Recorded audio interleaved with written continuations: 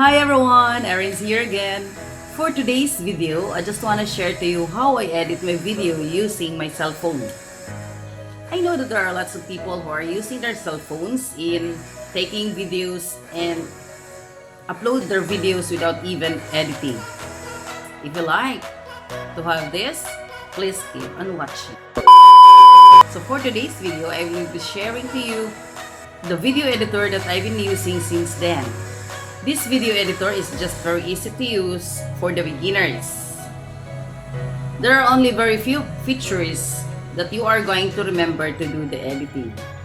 Though I am not expert to this app, however, the important features that I'm going to share to you can do the successful editing. So without further ado, let's get into the video.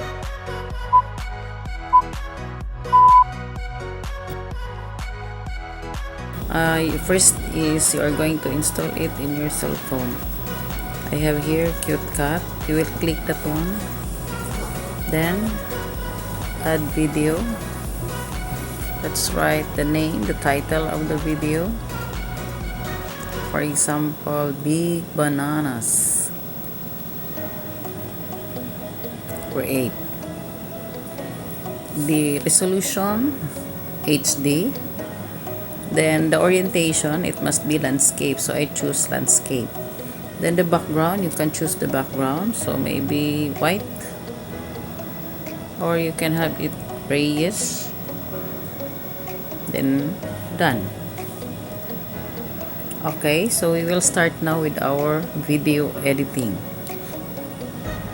Have here plus. Select media type, video, photo, text, self-draw, music, or voice. We'll have video. Then we will start scrolling the video that you wanted to. So for example, this will be intro of my video. So we will try to play the intro.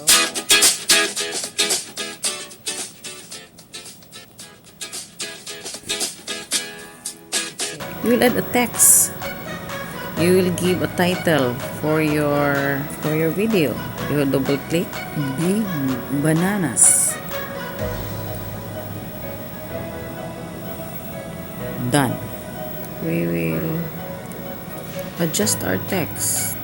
Adjust or turn it, rotate. It is already at the center of your screen. Then we will adjust the text size and the color. So that is 80. You want it to be bigger or reduce. Okay, so that's 90, 92. Then if you want to change the color of your text, you can have it that way, or any color you want. This one. So me, I just wanted to have this color, the blue one.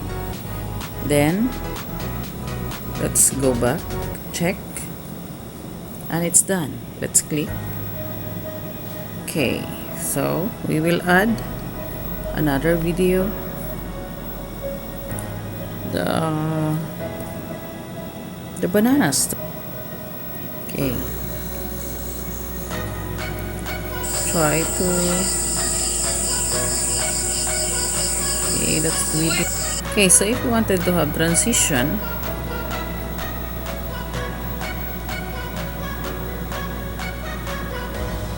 okay, so we will click that.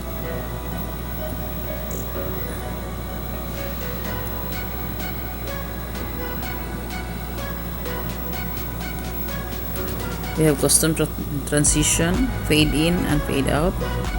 We have here left in, right out.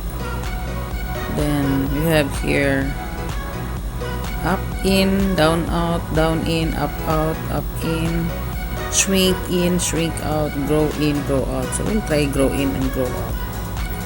Then let's go back, check. Let's try to view. Okay, here, starting here from the title. Okay, that's it.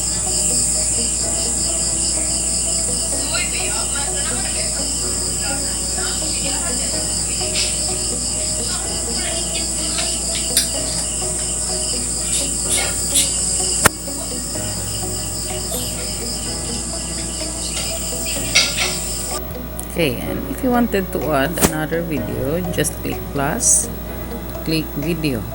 We will try this.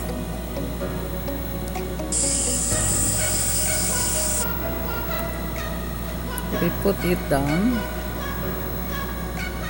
Then if we wanted to have another transition, just double click that one, click plus, then we'll have grow in and grow out. Then go back, check. Let's try to see.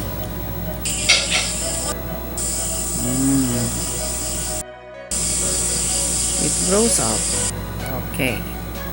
Now, if you wanted to add some effects, you can have another video. I have here file, this one. Let's have an overlay here. Let's try.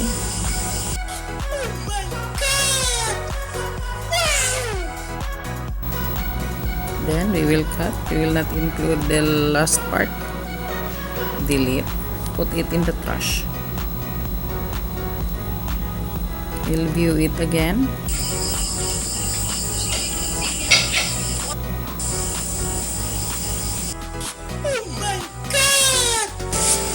We'll adjust this one. Maybe here.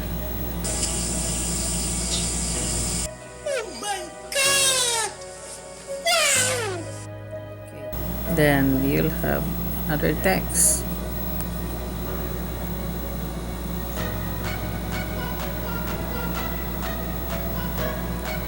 For today.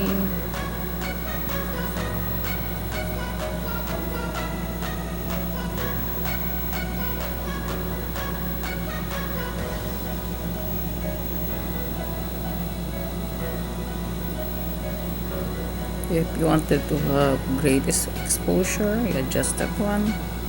Click. We'll have another text. Thank you.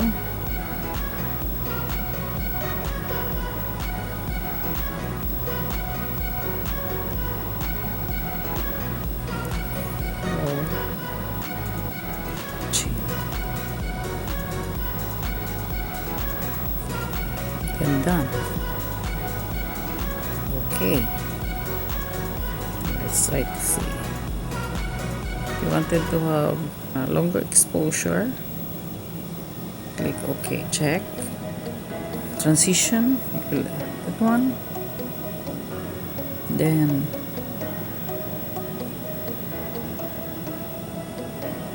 wipe in. Then check. Okay, let's see it.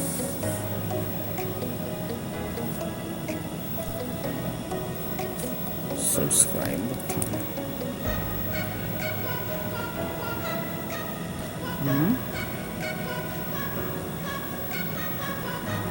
We'll add it here. Okay.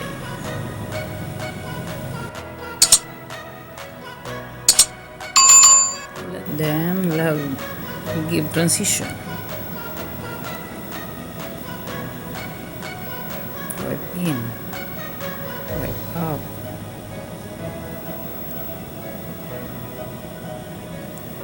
Shrink in. Check. Okay, let's try to view. That's all for today. Thank you for watching. Long press to adjust. Okay. So we are done with our video. Let's add the music now. It's time for us to add the music. So we have music.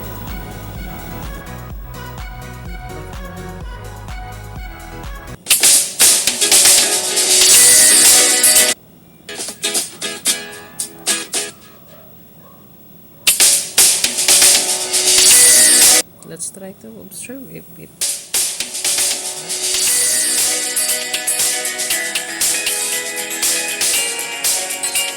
To adjust the sound, press it one, then check.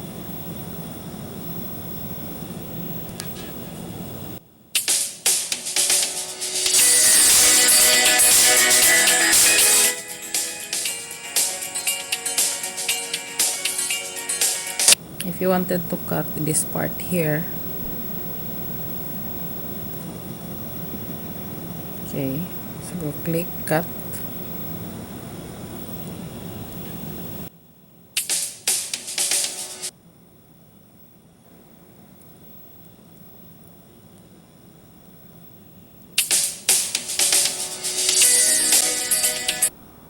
Then we'll adjust the sound here.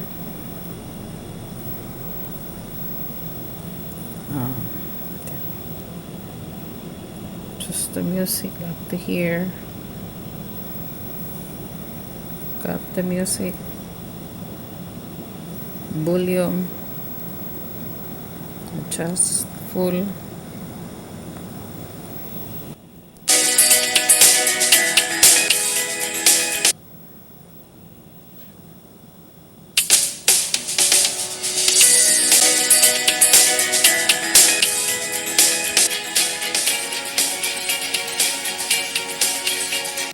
We'll adjust the music here again, volume,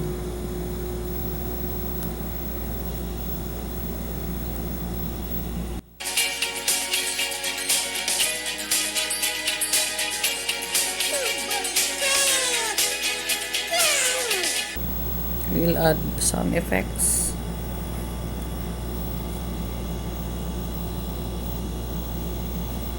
Music.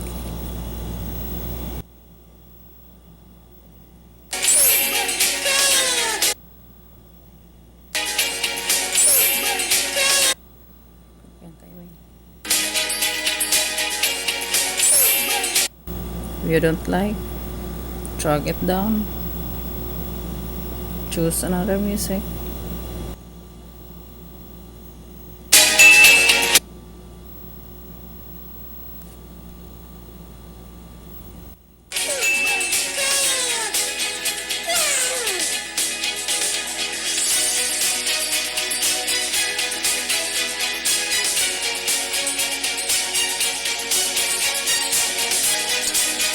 And you are done with your video editing using the CubeTrack. Let's play it again.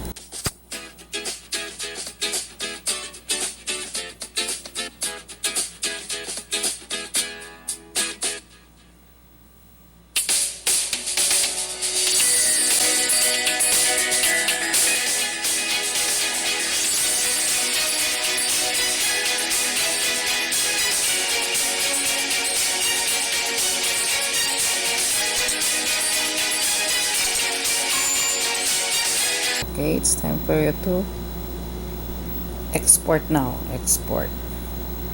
Then high quality. Then 80.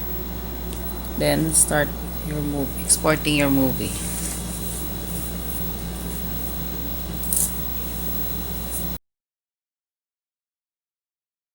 So export completed.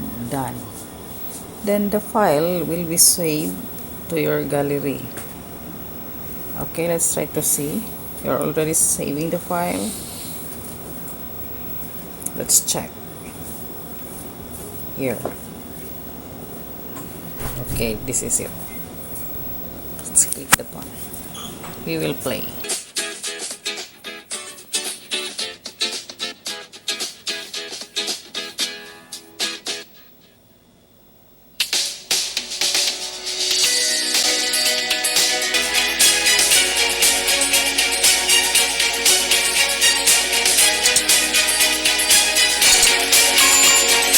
I am only inserting 2 clips in the video as an example, but you can add more clips in order to complete your video.